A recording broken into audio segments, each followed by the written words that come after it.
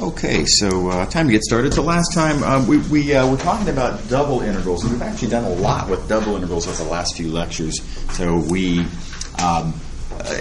took a retrospective of single variable integrals and made some observations about what were the sort of innate characteristics of questions that could be tackled by single variable integrals. We wrote those down and then asked, well, can I do something like that in the sense described by those four conditions that we wrote down, but with a two-dimensional domain instead of a one-dimensional domain? We found that, yeah, absolutely. There's some very sort of analogous questions that are just sort of more intrinsically two-dimensional as opposed to intrinsically one-dimensional. So we wrote down a new kind of a Riemann sum that we made our definition of a double integral.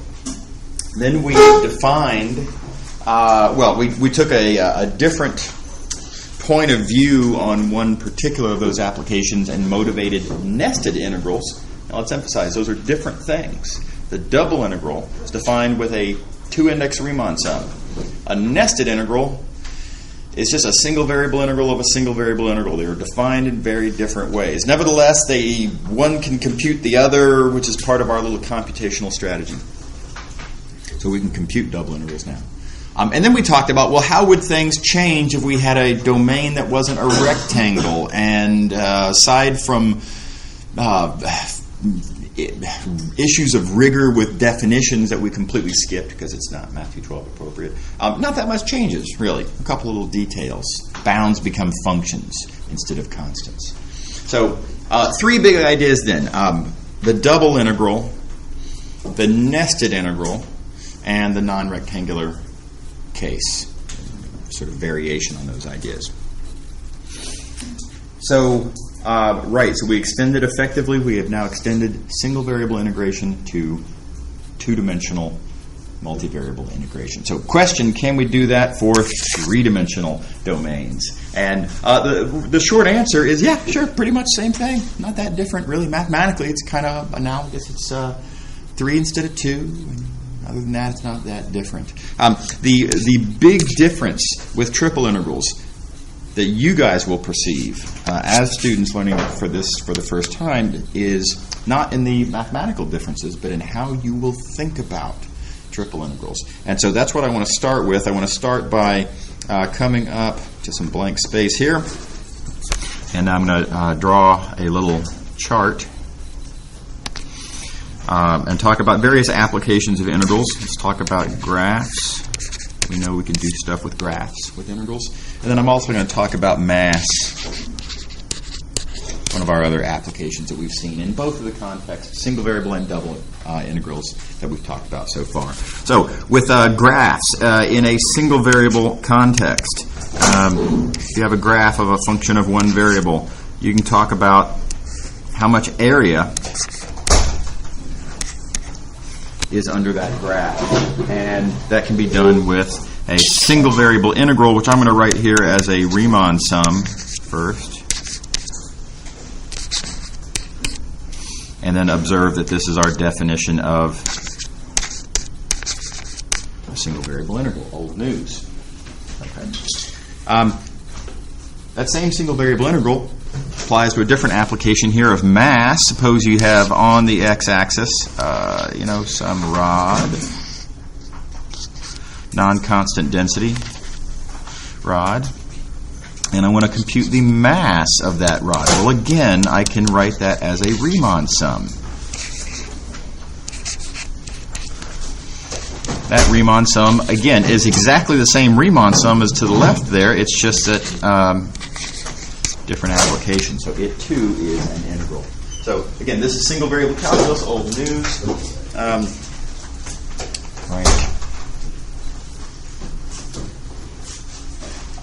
Right. So what about in a double integral context?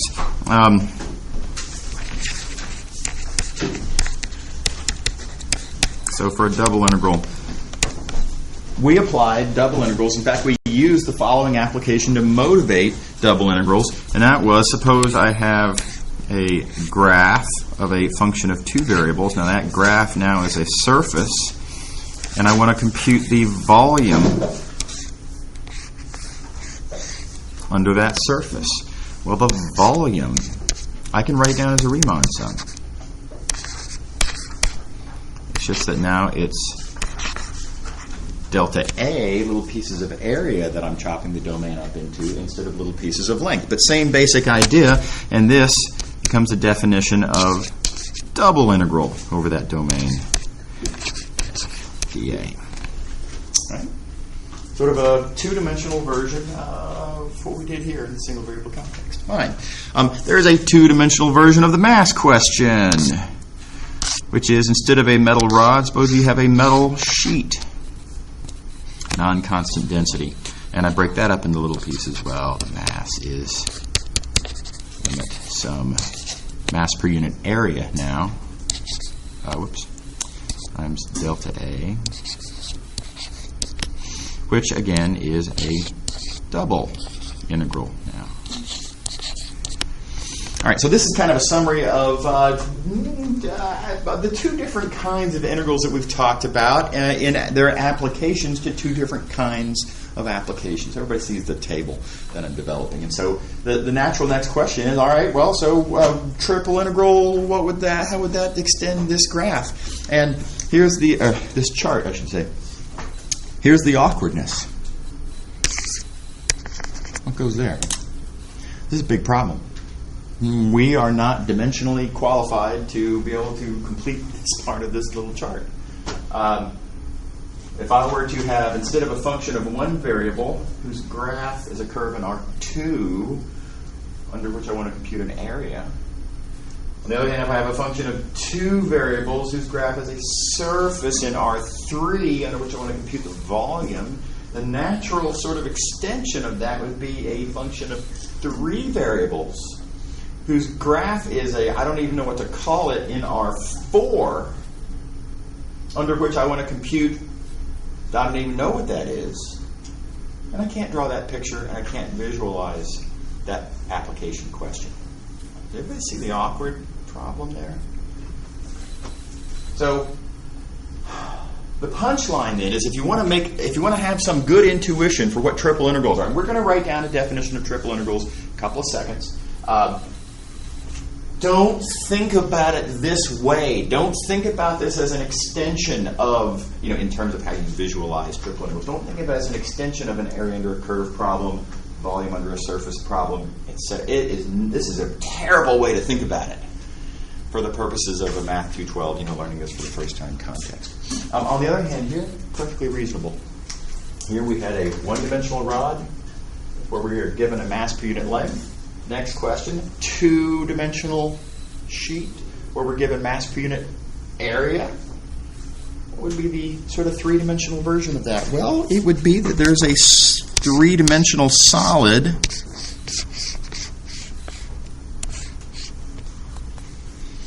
where I'm given a mass per unit volume.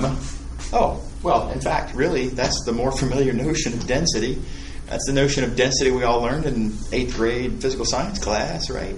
Mass per unit volume. We don't have to sort of extend anymore our be open-minded about what density means. Mass per unit area, mass per unit length, kind of weird ideas. This is good old-fashioned mass per unit volume, and it would be reasonable to suspect that I might write the mass in this three-dimensional context as some sort of a sum, because mass accumulates over a solid, right? You have a solid thing, you cut it up into pieces, it weighs the same. Where each piece of mass is mass per unit volume times volume. On each little piece, if the mass density is approximately constant, mass per unit volume times volume should give you approximately the mass of that piece, add up over all the pieces. Doesn't that seem like a reasonable construction? You see how this is analogous to the existing mass applications that we've already done. So this, we've got to write down some details, right, to make this precise, but this is going to be, this is going to turn into our definition of what we're going to call a triple integral. In this case, a density function, but whatever the application might be, whatever integrand, for whatever reason, you need to multiply by volume to get whatever it is that you're computing. And then due to the fact that it's being multiplied by volume, we're going to write dV. So this is the notation that we'll be using to represent triple integrals. Keep in mind, this notation is simply representative of this Riemann sum. And this Riemann sum is just a very natural extension of the pattern that we've already established in 1 and 2 dimensions, now a 3-dimensional context. So the big point of all of this is think about triple integrals from this point of view, right? And please don't think about triple integrals from that point of view, at least not yet. Maybe at some point in the future, you can situation might arise where you might be able to, if you have enough familiarity with these things, you can start to make sense out of this. But in a Math 312 context, this is a mistake. Okay. Does everybody see the point here? Okay. So it's just very critical to have the right picture in your mind as we write these things down. Okay, let's enough of that. Let's move along. So here is same picture. We've already talked about this. You have a box. You're going to break that box up into little pieces. That little box is going to have a certain amount of volume, and that volume is going to be a product of sort of a depth in the x direction and I guess you'd say a width in the y direction, and then a height in the z direction. So volume is length times width times height. Okay. And here's the definition that we've just kind of gotten through motivating. I'm going to want to do this construction in different reasons, in different contexts for different reasons. Now, the one we've talked through, this integrand function is density. I'm multiplying density times volume on each piece to get on each piece a little bit of mass, and then we accumulate the mass to get the total mass. So this is the application we sort of already talked about. We're going to talk about some others, but that is a construction that's useful in a lot of applications, and so we give it a notation, and here's the notation that we use to represent that particular construction. So this is our definition of a triple integral.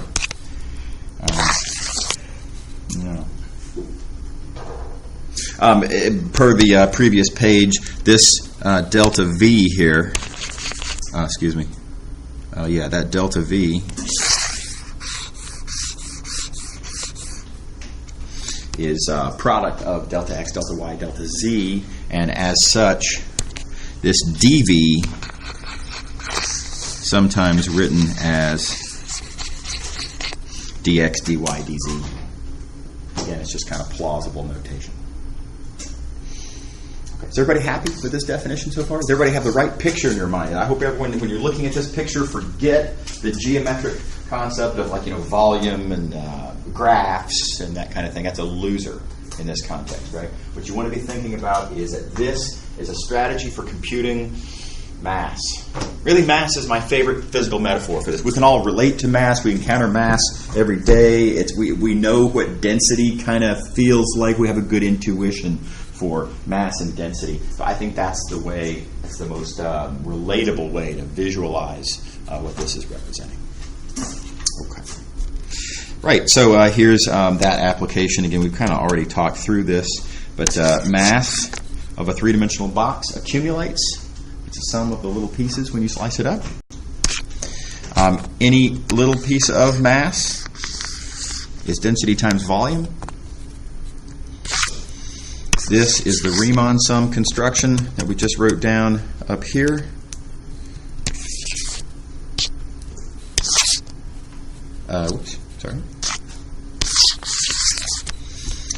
Which therefore is denoted by that triple integral. The shorthand for this, instead of arguing like that, like I just did, again, it's just kind of more convenient to write the shorthand as mass accumulates. This is to be suggestive of that Riemann sum, and this equals that is suggestive of that equaling that. Yeah. Will we ever need to prove that whatever it is we're trying to take a double or triple integral of accumulates? It's something you always have to be just sort of thoughtful about. I'm actually going to give a lot of attention to that question when we get into chapter 6. Possibly, yeah, I might ask you to make some observations about, because again, some things accumulate, some things don't, and there's going to be some weird examples of accumulating quantities that come up in chapter 6. But in chapter 5, the applications that we're going to talk about, mostly they'll be pretty clear, mass, population, that kind of thing. Yeah, right. So you don't have to, on an exam, write an explanation of why it accumulates if it's sufficiently obvious, such as in a case like mass, that in fact will clearly, of course, it accumulates. Yeah. Okay. So here's another application. Now this is a very different application. Here I'm not talking about mass. Here I want to talk about the population of bacteria, and this is in a box shape. So this is a three-dimensional population of bacteria. So it's not a petri dish, which is flat and two-dimensional, like how people live, right? So this is a three-dimensional. There's a volume here of water. The water doesn't move. There's no sort of flow of the water. It's just a static water. But the bacteria can sort of move around and live anywhere inside of that aquarium. And that being said, suppose I know the population density of bacteria in that aquarium, and I want to know what's the total population of bacteria in that aquarium. So keep in mind what population density is. Population density is the quantity that I'm trying to compute per unit volume. Right? So this is number per unit volume, and number per unit volume has the nice feature that when you multiply it by volume, you get number. Okay? So in particular, just like we did in a two-dimensional version when we were counting people, population accumulates, and furthermore, on any little piece of volume, the amount of population in there is population per unit volume times volume. So it's really kind of a three-dimensional version of a population argument that we made when we were talking about Wyoming or Colorado. It's just in 3 dimensions instead of 2. Again, then we recognize that Riemann sum as exactly the Riemann sum in our definition. Therefore, I can write it with my convenient notation of a triple integral. And again, this argument that we're actually making is more conveniently shorthanded by this. Okay. Is everybody happy with this example? Any questions about that example? So now, to be fair, this is not exactly the mass argument that we use to motivate triple integrals, right? When we motivated triple integrals, we were thinking about that particular physical mass application. This is a different application, but I'm using the same algebraic construction to get at this application, and therefore, because it's algebraically the same object, I can use then the same shorthand to represent it. And we saw this kind of thing happen a lot with double integrals. Everybody good? All right, so how do I compute these things? Haven't told you a thing yet about how to compute these objects. How do I compute triple integrals? All we've done with triple integrals so far is observe that that's a handy notation for representing an algebraic sort of strategy for how to get our hands on a question. Still don't know how to compute it. Okay. I'm not going to be able to give you a good motivation for this other than to say it's just like in 2 dimensions, and so it shouldn't be that surprising of a result. But triple integrals can be computed with nested integrals. It's just that they're nested trios of single variable integrals instead of duos. Right? Double integrals are computed with a single variable integral inside of a single variable integral. Triple integrals, again, pretty plausible, I would think, computed with a single variable integral inside of a single variable integral inside of a single variable integral. Now, again, I can't give you a motivation for this exactly. The motivation that we talked about for double integrals involved looking at this picture. Right? We use this picture in sort of a different way to get at this particular application of double integrals. To come up with a way of computing the double integral. So if I were to do something analogous, it would have to happen here, which we can't do. So I can't give you that motivation, but it's going to be this analogous result, and I think it's pretty plausible. There is one difference, and that is you'll notice that in this triple nested integral, there are three differentials. So it's not. We're not in a situation where we could do it in either of two different orders. We're now in a situation where we could do it in either of not just three different orders, but lots of different shufflings depending on how flexible your fingers are, right, and how you can move these things around. There's 6 different orderings of how you can order three things. And so you can also do this kind of thing. So if you count them up, there's 6 different such orderings. And so that's why I put a ... here. I didn't want to write down all 6. This is one of the ways that you could order them. This is a second of the 6 different ways that you can order them, etc. So that's both good news and bad news. The good news is you have more choices. The bad news is you have more choices to try to decide between. So you have more flexibility, but ultimately more difficult kind of decision. Okay. All right. So let's see how this plays out in an example. So let's talk about the unit cube. Let's suppose that we're computing mass, and there's your density function. Notice that this density function is not constant, and furthermore, not only is it not constant, it varies. It's a function of all 3 of the different variables.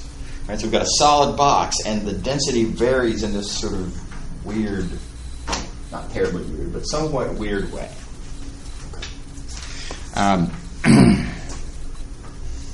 So there's no particularly convenient single variable argument for handling this question. Right? In other words, I can't say, we'll just take a slice on the perpendicular to the x-axis, and that slice on the mass is clearly the density is constant or anything like that. The density is not constant on any of the slices. Right, but I can write it as a triple integral, because wherever you might happen to be, near that point, the density is approximately constant, because that function is continuous. So the triple integral argument is easy. Triple integral. There we go. Citing the result above, the triple integral is computed with a nested integral, like so. And the way we compute this nested integrals is very similar to the way we computed double integrals. It's an outside-in process. So we're going to start off with that inside-most integral. Note that x is our variable. So we're going to treat x as a variable because it is. We're going then to treat the other variables, y and z, as constants. Right? So notice when we take the antiderivative of antiderivative of 2x is x squared, because x is the variable. But the antiderivative of 2y is not y squared. The antiderivative of 2y is 2y times x, because 2y is a constant. Likewise, 2z is a constant. So its antiderivative correspondingly. Again, this is a really common place for students to make mistakes, where they just reflexively write down the antiderivative of 2z is z squared. That's not the case here. Yeah? So why did you choose dx as the innermost? No particular reason. I had to make a choice. In fact, in this example, it kind of ends up not mattering, and so I made a completely arbitrary choice. You just picked the moment like the easiest? It's not even easiest. I just was lazy and went in alphabetical order. Yeah, there's no. So, for example, you could, and I think this would be a great practice problem. Try doing this triple integral, but do it as a nested integral with the differentials in a different order, and just see what happens. And I think you'll find it's almost identically convenient. Yeah. So, no reason why I did it in this order. Oh, good. Right. So, having done the antiderivative, note that x ranges from 0 to 1. So you evaluate this antiderivative at those values. Again, I think it's prudent to indicate explicitly when you write that down that it is x that you are plugging in for these values of 0 and 1. Right? Because there's x, y's, and z's in this expression, and if you have it explicitly written down like that, it's just a little bit easier in your mind to remind yourself what you're plugging in those numbers for. It's x in this case. So yeah, you plug in, collect terms, etc., and this is what this is what this entire integral has turned into. Notice that what had been, the integrand of this integral that I have circled here has 3 variables in it, but for the purposes of the integral, x is a dummy variable, so really this is kind of a function of just y and z, and we see that explicitly in how it's evaluated. All right. So now we're a third of the way done, and so repeat, right? So we look at the next most inside integral. We know its integrand now, so we can go ahead and evaluate it. Note that y is the variable, right? So the antiderivative of 2y is y squared. These other things are constants. 1 is fairly obviously a constant. 2z, constant. Still a constant, because now y is the variable. Again, you plug in for y what those values are. I think it's a good idea to explicitly denote what variable you're plugging those in for. Plug in, subtract, the usual formula, fundamental in calculus and all that. And now you're left with a single variable integral. So what had been the outside most integral, we can now finally address. This is very literally a single variable calculus problem, and I'll let you guys check me on the details there. Is everybody happy with this calculation? Everybody see how it's very analogous to double integrals? It's just like double integrals, just slightly more so. Right?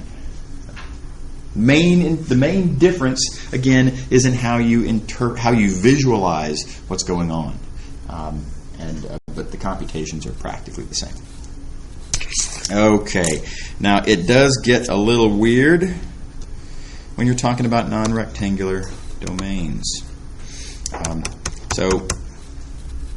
The key observations that we made back when we were doing double integrals, actually let me go back to this.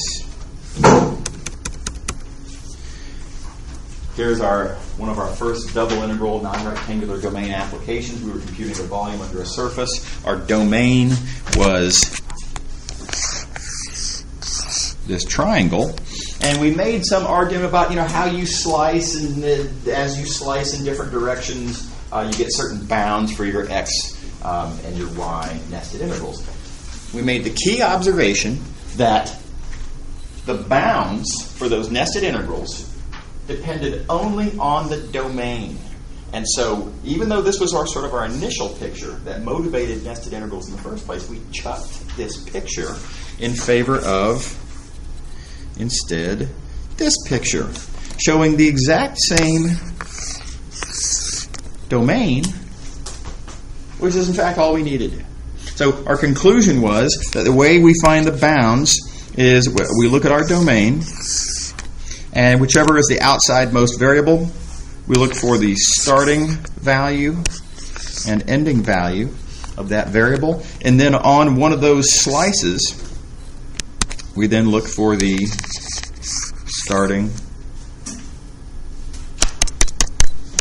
and ending values of the next most inside variable. So it's a multiple sort of slicing process. First, in some sense, you slice perpendicular to the outside variable, and then having done that on one of those slices, you then slice perpendicular to the inside variable. Okay. So this is exactly what we're going to do in the triple integral context. Again, I'm not going to be able to give you a rigorous argument as to confirming that that's how it works, but it's pretty plausible. It's very analogous, and I'm going to ask you to take my word for it. Right. So here is an example. I want to look at this domain. Yeah. Look at this domain. This is going to be a domain for a triple integral, so eventually we're going to want to say compute the mass inside of this tetrahedron. Maybe the density is a non-constant thing. It's technically our previous definition of a triple integral.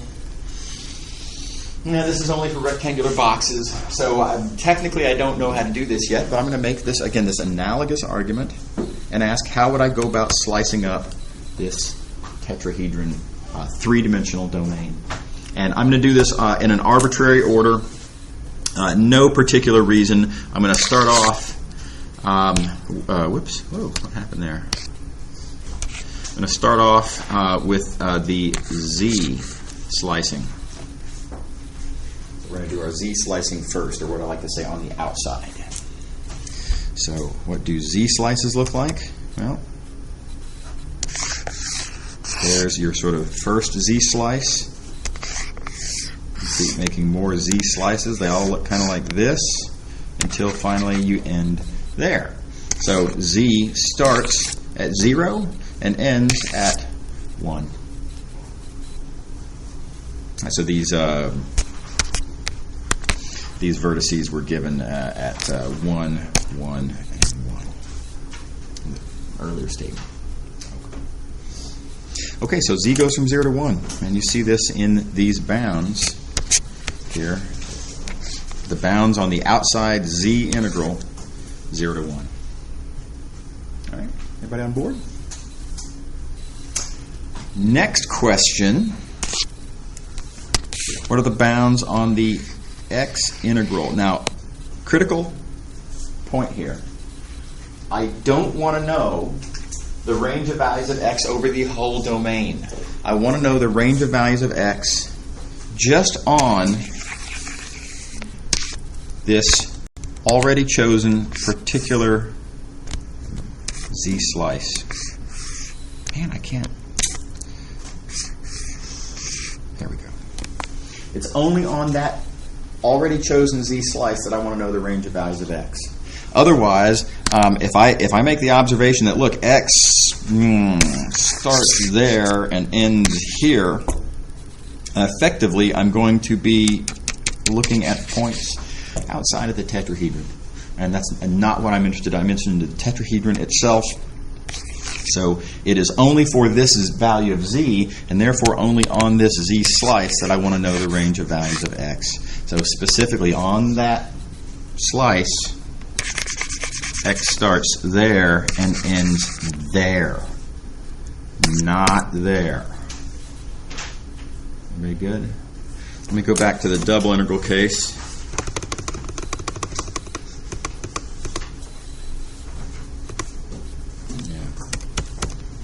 In this case, our first slicing starts there, ends there, but it's only on a particular slice that I want to know the starting and ending values of the next variable, in this case y. I don't observe that y goes all the way up to here, because for that given value of x, that would have me looking at this point, and very importantly, that point is not part of my domain. My domain is this, and it does not include that point. Does everybody see the analogy here? Right.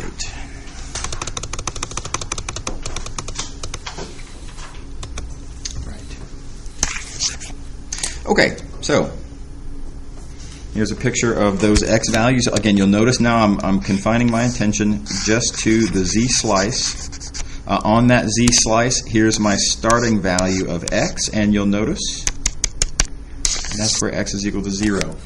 Conveniently, this particular domain has this nice feature that the entire back face is exactly the yz plane, and so x is clearly 0 on that back face. Lucky break. The ending value of x, though,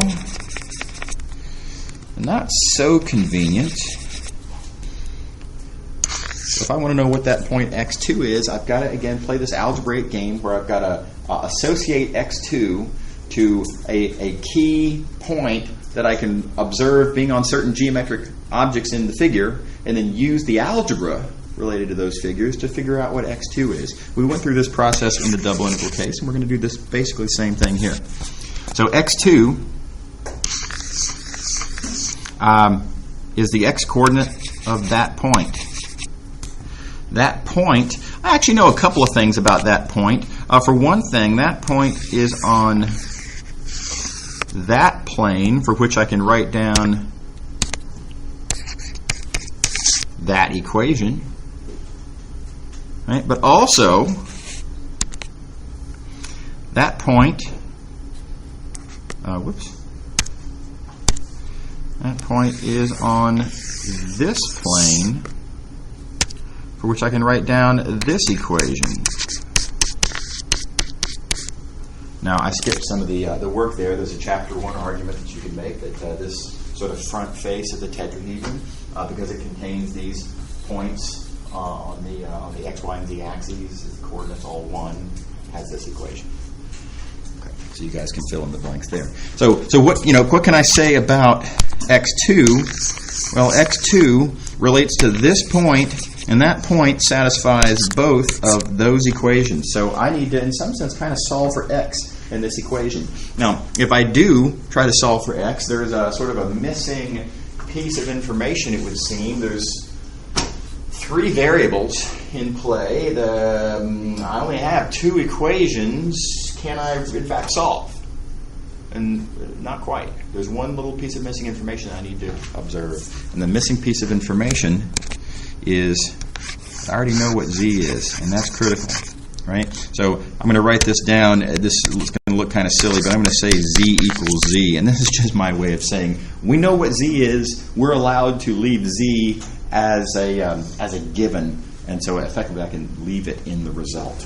I don't have to solve for x as a number. I'm going to solve for x as an expression that is allowed to have z's in it.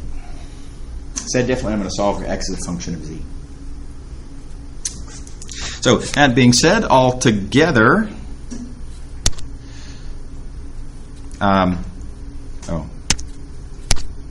so the point I'm interested in satisfies that equation as well. So all together, I can then solve for x to get what x2 is. Y is equal to 0. That makes that go away. X then equals to 1 minus z.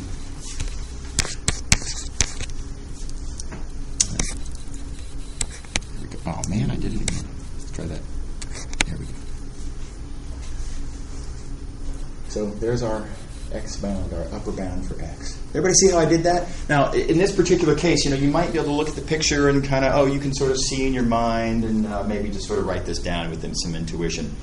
We're going to encounter significantly more challenging domains for which it's really not plausible to do it in your head. Right? You really are going to have a good handle on this method of how to identify what am I interested in, what point describes that coordinate I'm interested in.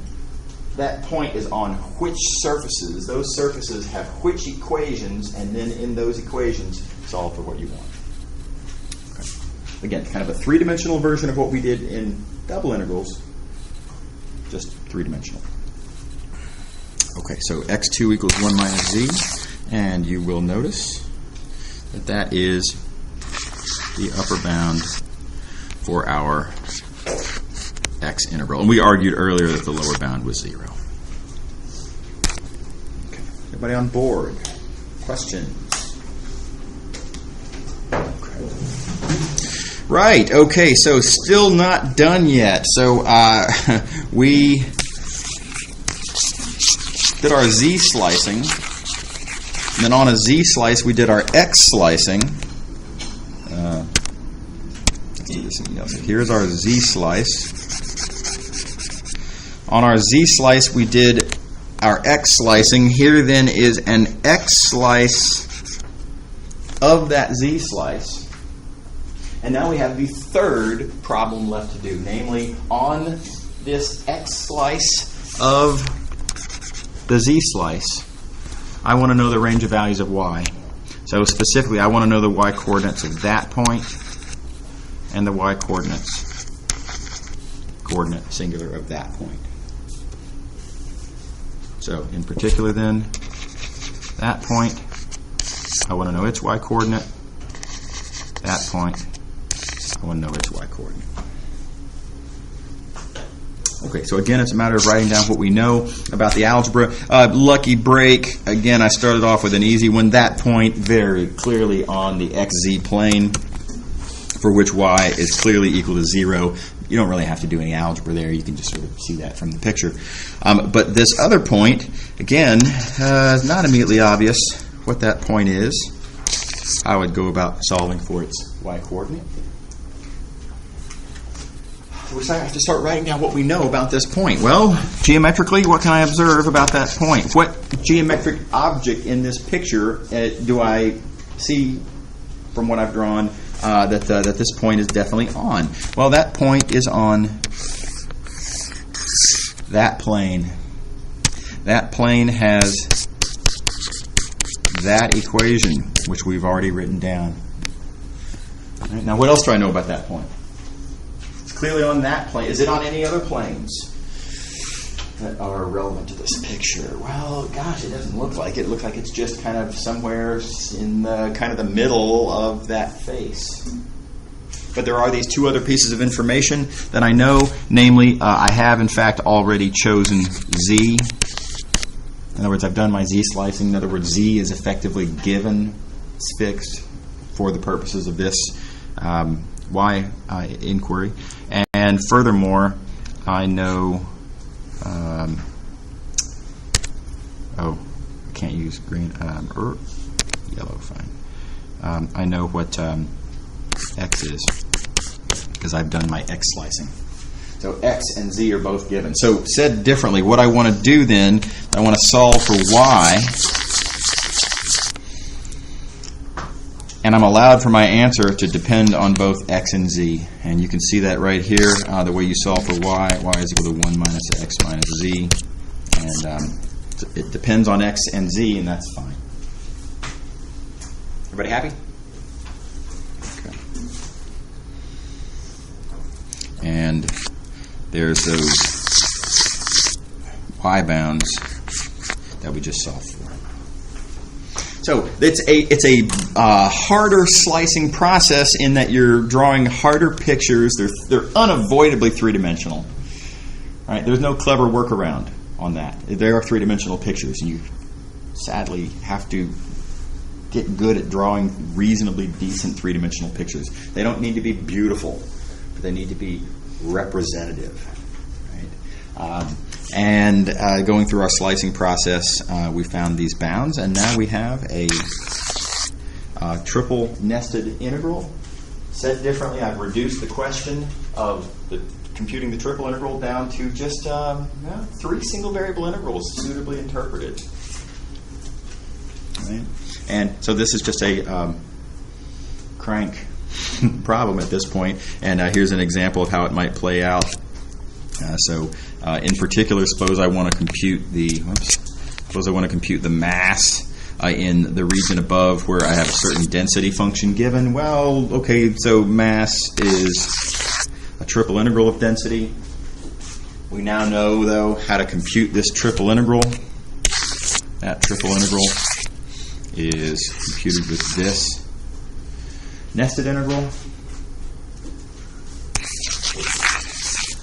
And now it's just a question of how to compute that nested integral. 3 single variable integrals. I'm going to, again, walk you very quickly through the algebra on this.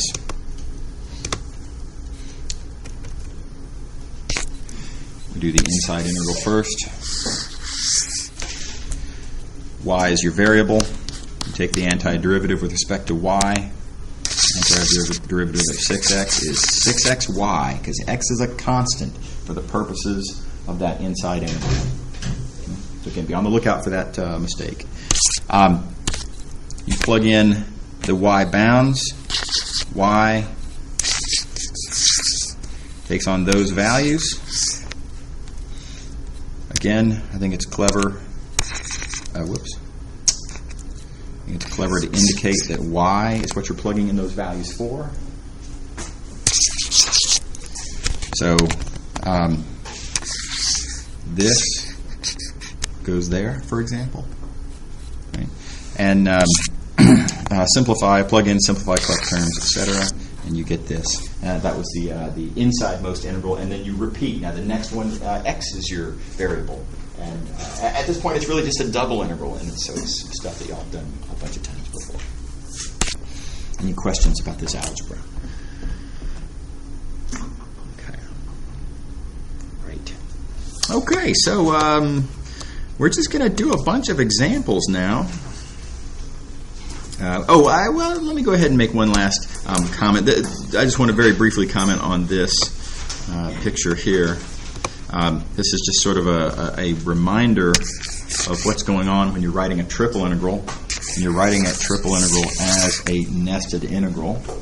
And there are three different sort of positions in this calculation, and just make sure to keep track of what variables are playing what roles at what point in the calculation. So inside of the inside-most integral, if you look at that function, that's a function of x, y, and z. The thing is that x is the variable, right? And as such, the other variables, the ones that are further to the outside, you treat as constants.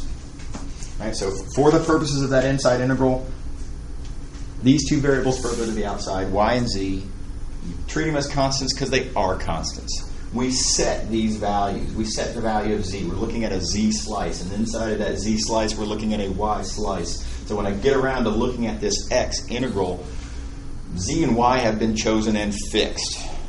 So we treat them as constants because they are constants. Right, now, so once you've done that integral,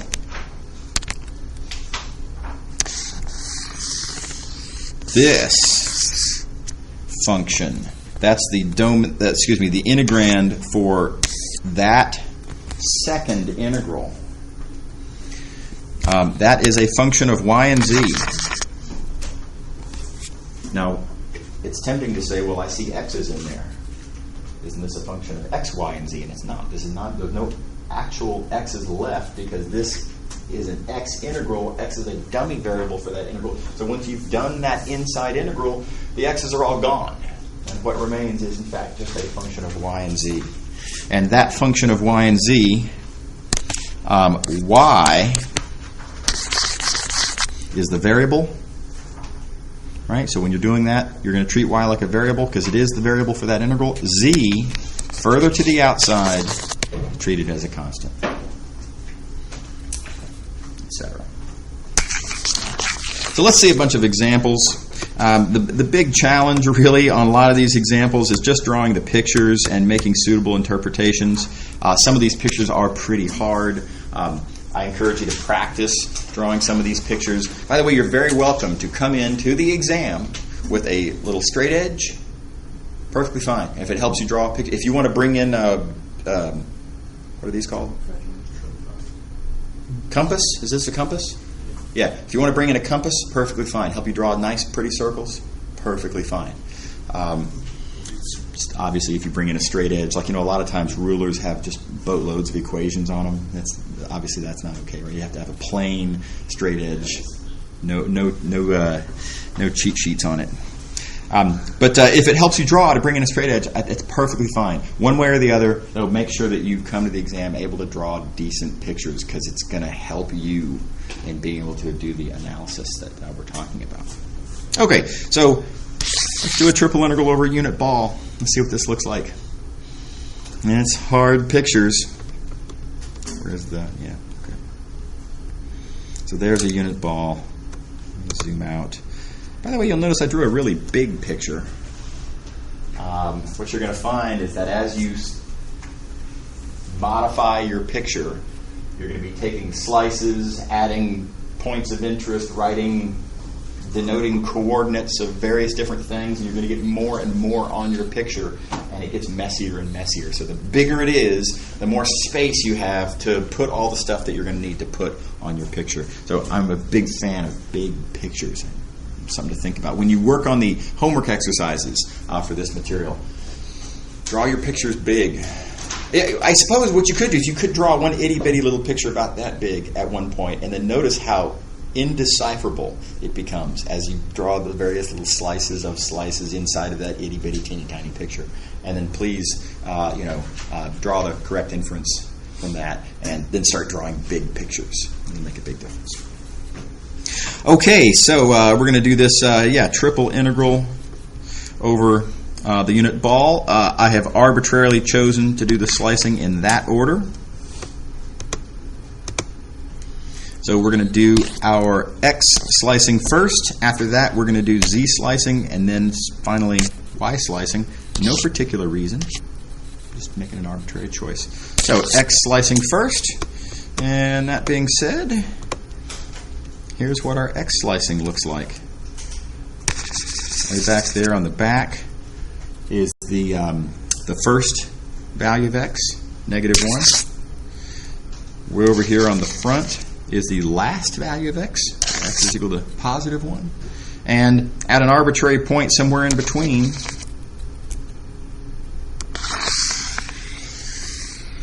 I appeal to your intuition about what balls look like. A slice through a ball is a disk. Right? Everybody good? Okay, so X goes from -1 to 1. No problem. Okay, now, next question. What's the range of values of Z? Again, keep in mind, we're interested not in the range of values of Z over the ball as a whole. I'm not interested in the North Pole. Right? I'm only interested in the range of values of Z on this X slice, because we've already done our X slicing. So I need to know what's the range of values of Z just on that slice. So there's kind of, if you will, the bottom, the lowest point on this X slice, and then maybe about right there is the highest point on that X slice. Right? And now we just have to write down, what do we know about those points? How am I going to get my hands on, what can I say about these 2 points? And, well, here's what I can say about them. This point, for example, is clearly on the surface of the sphere.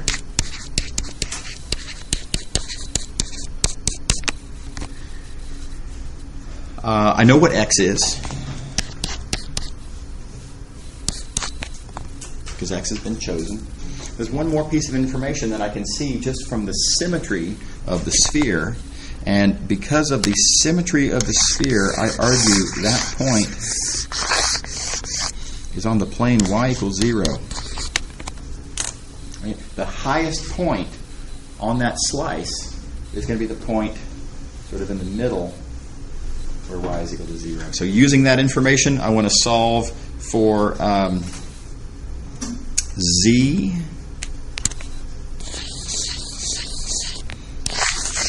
Z is what I want to know.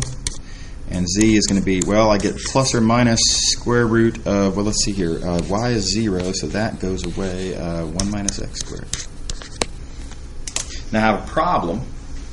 The problem is that I'm looking for that one point. I've found 2 possible values of Z, but I have to decide which one. Well, one of these possible values is positive, one's negative. The one I'm looking for is clearly positive. And so I pick the positive square root. Conveniently, the way I would describe and try to solve for that point, it also is on the sphere. X has been chosen, and by symmetry, it also has y = 0. So the same analysis gives me the same choice. And then for this bottom one, I just pick the negative because it's clearly negative. Everybody happy there? So, certain algebra has to be done there. You have to use the geometry of your picture to be able to see what your algebra is, and then you can go in and solve. And you'll notice that this is what we got for our z bounds.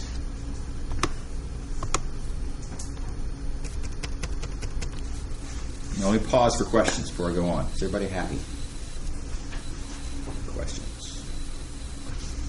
You sort of always just assume that one, whatever the inside one will kind of have to be 0 so that you can... No, not always. Here, very critically here, it's the fact that spheres are symmetric that allows me to make that argument. Yeah, so it's going to be different in every question as to exactly what information do you have about the point you're looking for. And sadly, I wish the answer were always nice. Sadly, this solution is peculiar to this question. Okay. Right. So moving along. So I've done my x slicing. Now I've done my z slicing. Last, I need to do my y slicing. So I'm going to look at. Let me clean up my mess here. I'm going to look at this existing x slice. I was taking z slices of that x slice.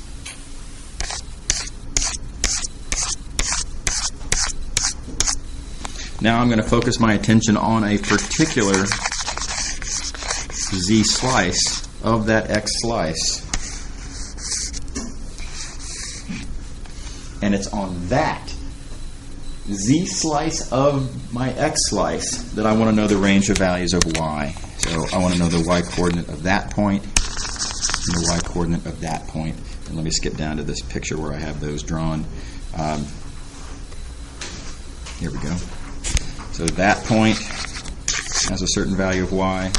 That point has a certain value of y. And again, it's just a matter of writing down, what do you know about these points? Conveniently, you know the same information about both of the points. We've seen that happen a couple times here. Both of these points have the nice feature that they're on the sphere. And for both of them, we're on the x slice, of course, and we're on the z slice of the x slice, of course. And so I just want to solve for y in this equation. And y is plus or minus square root of 1 minus x squared minus z squared. And let's see how that works. Questions? And so those are the bounds then on the inside integral. Let me zoom in. So y goes from negative that radical to positive that radical.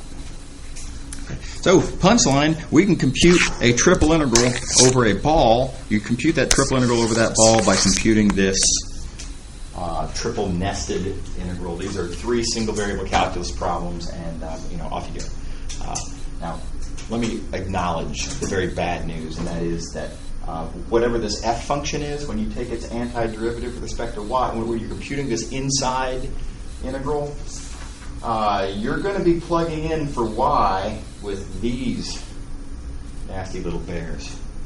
Right? And so when you're working out your z integral, you're going to be doing an integral of some fairly ugly stuff. So, ew. Right? When you're done with that, what are you going to plug in for z? You're going to plug in these, again, kind of nasty little guys, right? They're radicals. They're not as nasty as these, but you're going to make it even worse, effectively, when you do the z plugging. So that last x integral could be terribly inconvenient. So, that's how it works. Be prepared for that. I do have some good news. I want to point out part of the reason I'm making this observation is to point out that this nasty problem, the fact that this is a nasty problem, it motivates a really powerful method that we're going to be doing next time, which is that you can sometimes, under some circumstances, take an ugly domain. Not that a ball looks ugly, but it's an ugly domain in the sense of look what it does to your bounds. Right? And you can rewrite an integral with an ugly domain as a different integral over a different domain that, fingers crossed, might actually not be that bad. So it's a really powerful tool. We'll talk about that next time, but not today. Okay. So said differently, sometimes you can work around this beast. Okay, next question. Another triple integral. And again, it's a matter of drawing the picture, doing the slicing, and interpreting appropriately. But let's do it for a region bounded by two parabolas. First of all, paraboloids. There's that paraboloid. And then secondly, this paraboloid.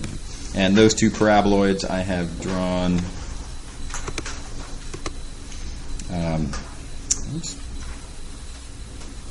Here. Let's see, which colors did I use? I already forgot. Okay, so the skinny one is green. Okay, so here's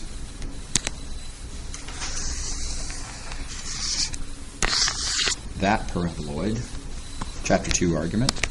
And then here's this paraboloid. And I'm interested in the region that's bounded by these two paraboloids. Now, again, keep in mind what that term means. You say bounded by two surfaces. I don't mean just that these two surfaces are part of its boundary, but furthermore that the region is bounded. And so there's really only one region that's bounded by these two surfaces, and that's this one. All right, so I want to do a triple integral over that weird little region there.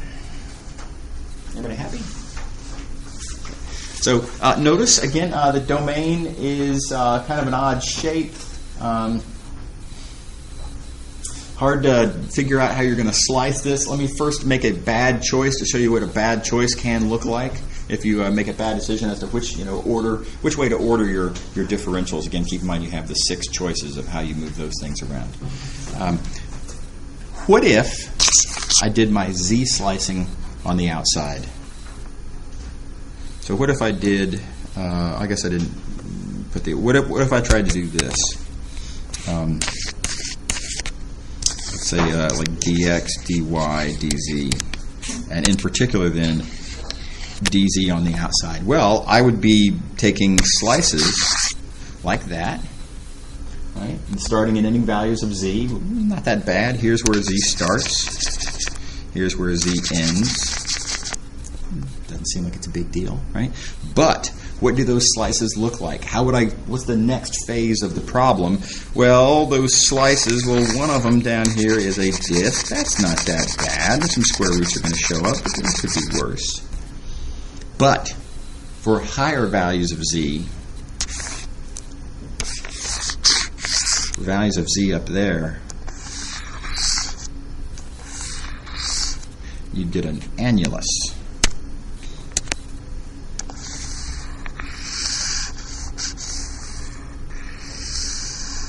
So the slice would look like that. And that is bad, right? Highly undesirable. How would I slice this up? Well, I'm going to encounter all sorts of edges, and I have weird ranges of values as I slice this up. Ugly. Right? So this is a really bad choice. Does everybody see why putting z on the outside is a really bad choice there? It's because of how it leads to nasty problems in the subsequent x and y integrals. All right, so let's make a different choice. Now I'm going to try to motivate this different choice by something that we have given to us. Note in these equations, and remember some of the discussion we made back in the double integral section. Make your choice, or a motivation for how to choose which way to slice is to make a decision early on. Which variables do you want to solve for in terms of which other variables? And I would love to have it arranged that my challenge is to solve for z in these equations, because it's already solved for z. So that would be great. Now, what order would I put on the differentials? How would I order my slicing in order to have it set up that I would eventually need to solve for z in terms of x and y? Well, simple choice. I would just have z on the inside and x and y on the outside. So doing them in this order, with z on the inside, makes that really convenient. Everybody on board? So that's just a motivation. That does not magically mean that this is going to work out perfectly or easily, but this is a good thing to try. So we're going to do that. Okay. All right. So now, side note: does it matter which order these are in? What if I do dy dx? Does that make any difference?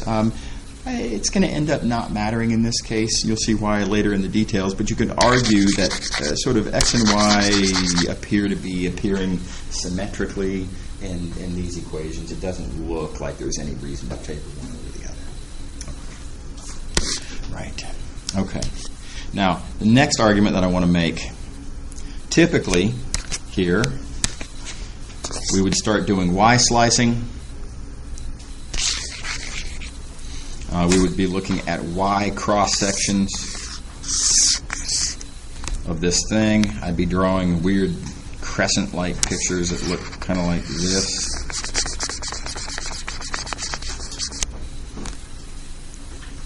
And you can do that. Right? You can go through and draw that picture and then talk about x slices. You know, what's the range of values of x on a y slice like that, and argue that, well, the extreme values of x on that slice are there and there. It's doable in that way, but the picture is a little bit hard to draw. It requires a certain amount of sort of geometric intuition, and there's a better way in this case, and in a lot of cases. And here's the idea. I want to look at these variables not one at a time, but two at a time. Let's look at this outside pair.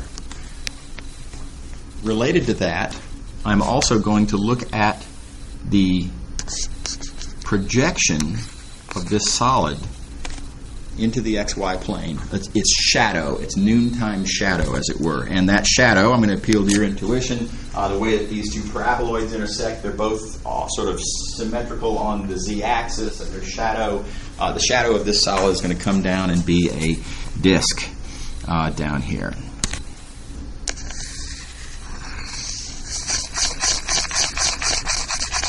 And here's the idea, the valuable idea from this point of view.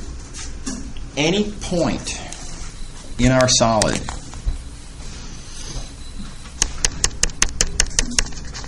whatever point that is, it's going to have coordinates x, y, and z. If I look at its projection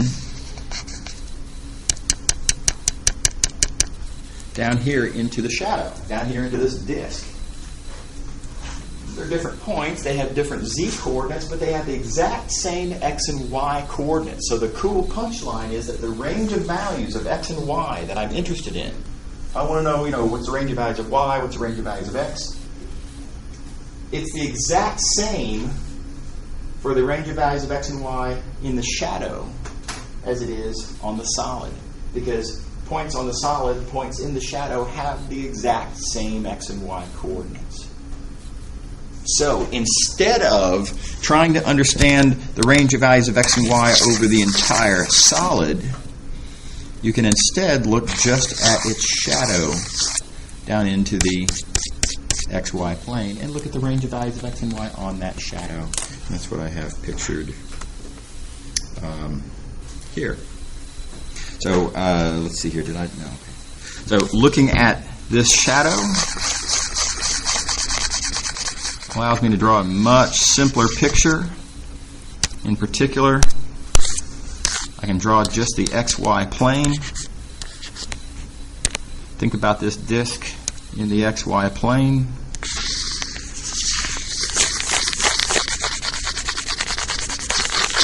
That's a lot to fill in there. And what's the range of values of x and y over this disk in the xy plane? Well, it's a two-dimensional picture. It's just a lot easier picture to deal with. And it's effectively a double integral problem. And let's let's see which order. Yeah, we're doing y first. Y clearly starts there, clearly ends there. No problem figuring out what those points are. For a given value of y, x starts there, x ends there, and it's no problem figuring out what those things are because this is an easily understood circle, and this purple point describing how I would find the x coordinates is on that easily described circle. So we turned a three-dimensional problem into a two-dimensional problem. The range of values of x and y on the ugly, weird solid. Now I don't want to think about that. Let's think about the range of values of x and y on this much nicer two-dimensional disk. So great tool. Notice how easy the answer turns out related to this point.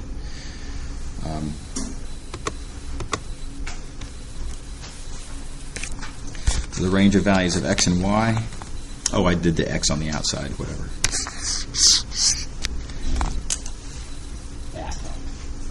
I didn't have to draw any slices of my three-dimensional solid.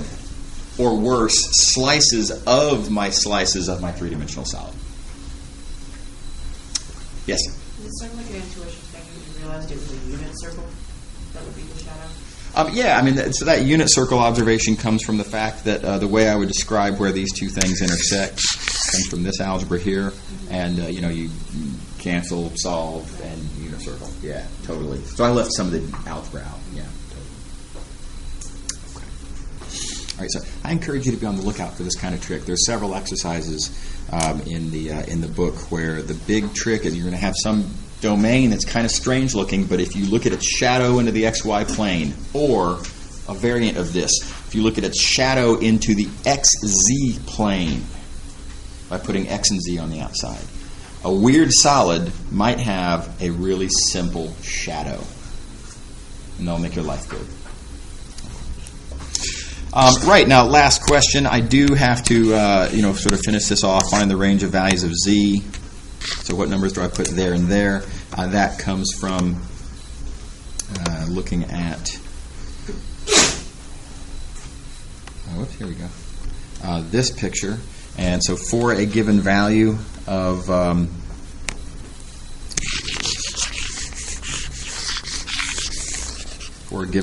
x and y, z is going to start there. That's on this surface that has an equation that we know. It's going to end here. That's on that surface that has an equation that we know. I will need to solve for z in those equations, and as previously arranged, easy to solve for z in those equations. Okay, and that gives you your final bounds here. Let me zoom in.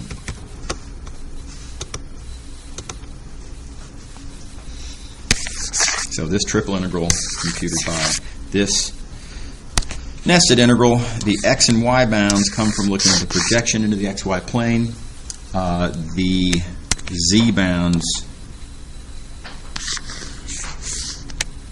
come from the equations describing those surfaces in the first place, and there's your nested integral. Everybody good? Okay, so I'm going to do one last example. I'm going to hit the highlights and let y'all read the rest of the details. It's this solid here. This solid. Oh, whoops. It's this solid here. This is a tough draw. This requires some three-dimensional intuition to draw this picture. Let me point out a good way to get that intuition is to, now you'll notice that there's 5 planes. I'm going to color these a little bit differently. There's 5 planes there that describe our solid. Z equals 0, z equals x, z equals 2 minus x, etc., etc. And the reason that I colored the first 3 of these green is that the first 3 of these have a nice feature. The first 3 of these equations, no y's in them. This is a good thing to keep an eye out for. If you notice, a lot of these equations have something pretty useful in common. No y's anywhere in them. What that tells you is that all 3 of these planes are parallel to the y-axis. if you think about what direction the normal vector points and its coordinate, etc. So you can draw this right off the bat. You have 3 planes all parallel to the y-axis, and that gives you this kind of prism looking shape. So we're 60% done drawing our picture simply by observing that those 3 planes have this shared feature, and therefore they're all parallel to the y-axis. The last 2 planes, y equals 0. It's easy to draw. Whoops. That's what y equals 0 looks like as it cuts through that prism. And then here's y equals 3 minus z. So that's something kind of like that, and that's going to cut through this solid, kind of like that. Altogether, now again, I've made kind of a muddy picture here, but if you look at how all these planes intersect, you can see that what you really need in this picture